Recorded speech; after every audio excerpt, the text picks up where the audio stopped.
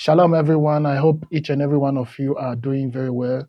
God bless you so much, family, for subscribing. And if today is your first time watching me, kindly subscribe and join the family. I always say on this platform, we try to do our best to bring out the truth, something that will benefit us, our spirit, our soul, our body, so that we'll be able to experience the goodness of God in our life. Today, if you have not watched the last video I made on breaking spiritual soul tie, please do so, because this one I'm doing the part two.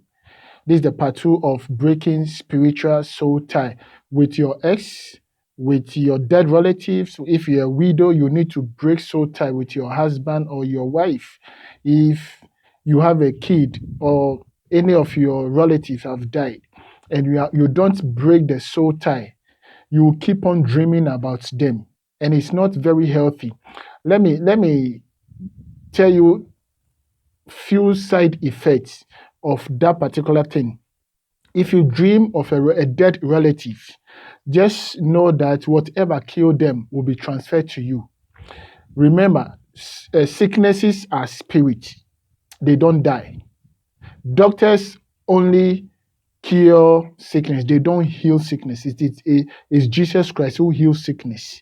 For him, he can cure, he can heal.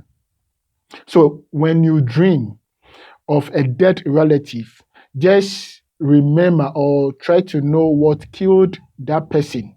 Your husband, what killed that man? Your wife, what killed that woman? Your kid, whatever happened, it is a spiritual program that can be transferred onto you. It can be transferred. That's why you see a particular family, they all die out of diabetes. They all die out of cancer, a particular diseases or sickness in that particular family. It's a reason because it has been transferred. The devil doesn't want it removed from that particular family. So when you break soul tie simply doesn't mean through sex, or you have had sex with somebody, or you have connected with somebody through sex, and the person has polluted both of you has polluted yourself. Soul tie can come in different way. In part one, I spoke about different type of soul tie: sexual soul tie, food soul tie, and even saliva soul tie. You can get connected to someone when you kiss the person, when you exchange saliva. You see, so it's very, very important that you know. And in the part one, if you have not watched, go and watch. I gave direction on how you can break soul tie with dry banana leaf, and then you get the other ingredient you add to it. You write the name of your partners. And if you have slept with dozens of men, you have to remember all their names. If you have slept with dozens of women, you have to remember all their names, and you write it. As you are burning it, you do what? You mention their names. So you get a dry banana leaf, you get dry okra or lady's finger. Then you combine them together. You get your incense burner, you put them inside. As the smoke comes out, their spirit or their names are coming out of you. Their names are coming out of you. You are breaking them. You are breaking out from them. The covenant is being broken. The soul tie between you and them is being broken. So that is the first one. Now, in this part two, I'm going to show you another way where you can cleanse yourself, where you can break the soul tie. Now you need this banana leaf. You see this banana leaf. If you can get it, it's very, very powerful.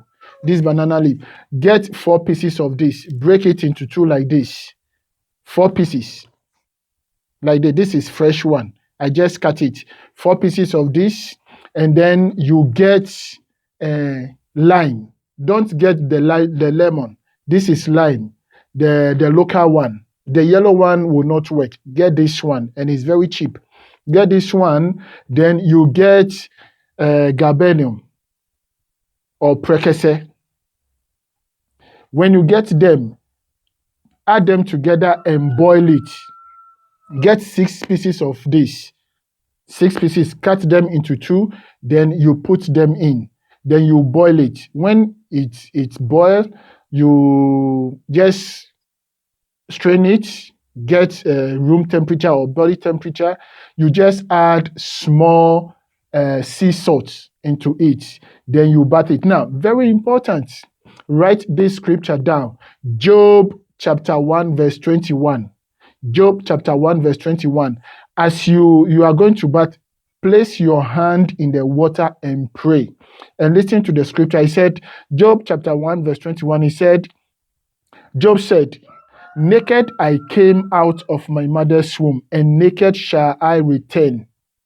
Very important. The reason why we are using this scripture, when you are born, you come out naked. Naked spiritually mean you are innocent. Naked spiritually mean you are innocent, according to the context of this scripture. But when you see yourself naked in the marketplace, when you see yourself naked walking on the street, it also has another meaning. It means spirit of shame, disgrace, or madness. But in this context, Job is saying we all came naked. I have never seen anyone coming from the womb in suit. We all came naked. So naked under this context simply mean we are innocent. Job is saying, I was born innocent and I shall go innocent. Why did Job say that? Because he was walking right with God.